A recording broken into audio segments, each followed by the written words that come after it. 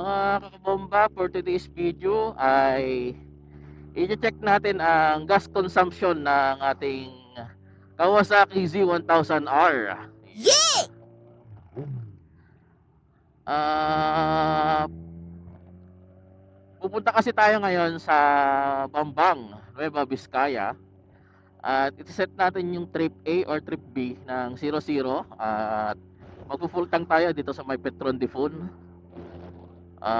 Tapos pag nakuha na natin yung distance doon, mamaya at nag-full tank tayo kung ilang liter, mag-divide lang tayo doon at makukuha na natin ang gas consumption ng ating Kawasaki Z1000R. Dito ang Petron at dito tayo magpapagas ng full tank.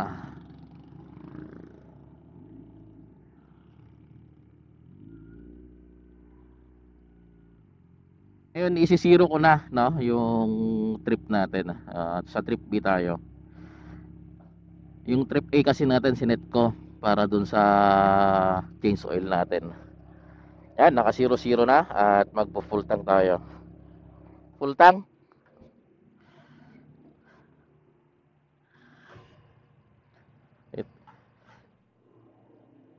Diyan lang ako sa may gauge niya. 80 mo na. Yeah. Yun, sakto.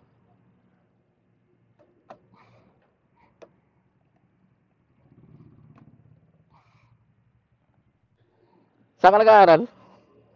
USU? Ah.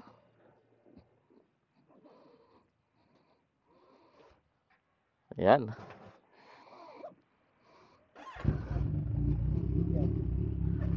Yun, kaway ka sa video. May video tayo. Upload pa. Ayan.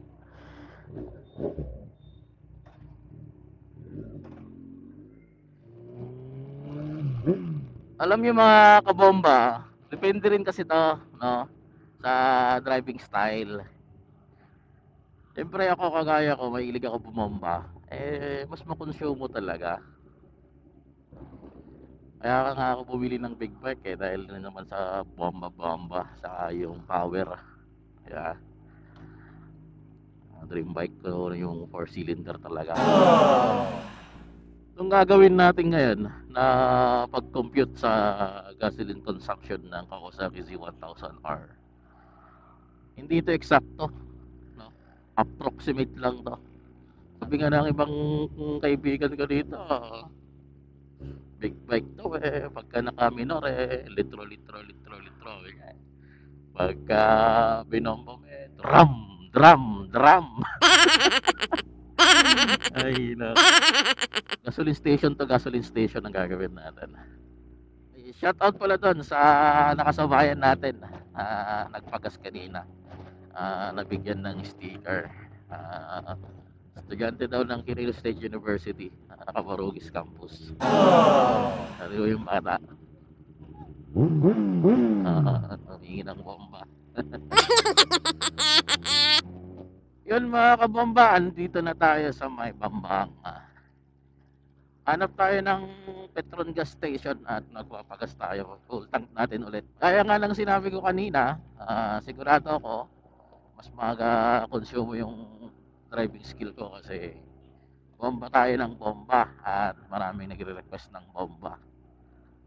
Ito, may Petron dito. Dito tayo magpagas. Ang gasoline pala natin is premium. Dapat hindi tayo bababa ng 95 octane. Ayan. Ayan, hindi tayo kailangan basta-basta nagpapagas kung saan-saan. XCS.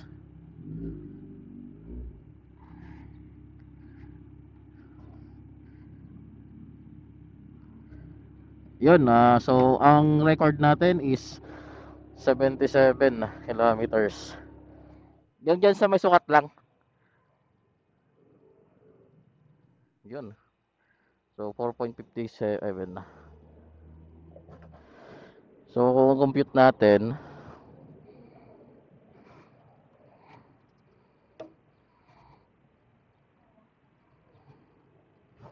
$77 divided by 4.575. 16.8. Oh, ayos ah. Ayos na yun, 16.8 kilometer per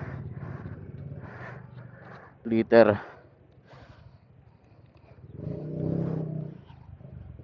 Akala ko nga 14 to eh. Yung driving con ko pa is ko na. Bomba ako ha. So matipid 'yan, mga kabamba. Para sa isang big bike. Yung iba nga 10 lang eh. 10 liter ay 10 kilometers per liter nila. Yung iba 12, 14. So itong atin is 16 point, ano yun kanina? 16 something. So tara at puntahan natin yung project dito sa may Bambang. Tignan natin yung mga tao. Malapit na siguro ang piyesta ng Bambang. Kaya may mga ganito banderitas sila dito sa taas. Siguro mayroon din akong dito mga 2 weeks or 3 weeks na hindi pumunta rito sa project na to. Di bale, may liaison officer naman tayo dito na nagbabantay. At may GC kami. Updated naman tayo palagi. Masisipag yung mga nila dito. Inspector nila. Yun, shoutout natin si Architect Valdez at si Ma'am Ofelia. Yun. Dito na tayo sa Nueva Vizcaya State University. At ito yung mga worker natin. Yan. Ayun, bomba daw. At puntahan natin mga kabomba at magbibigay tayo ng mga instruction sa kanila kung ano yung mga kailangan nilang gawin.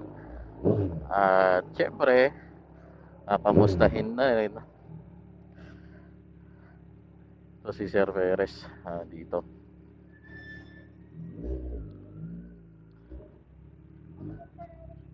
Yeah. So guys,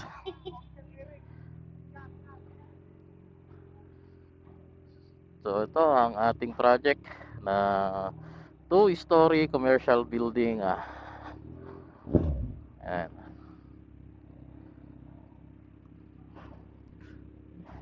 So mga kabomba, hanggang dito na lang ang ating video at maraming salamat sa inyong patuloy na suporta kay Kabomba Valley Flores.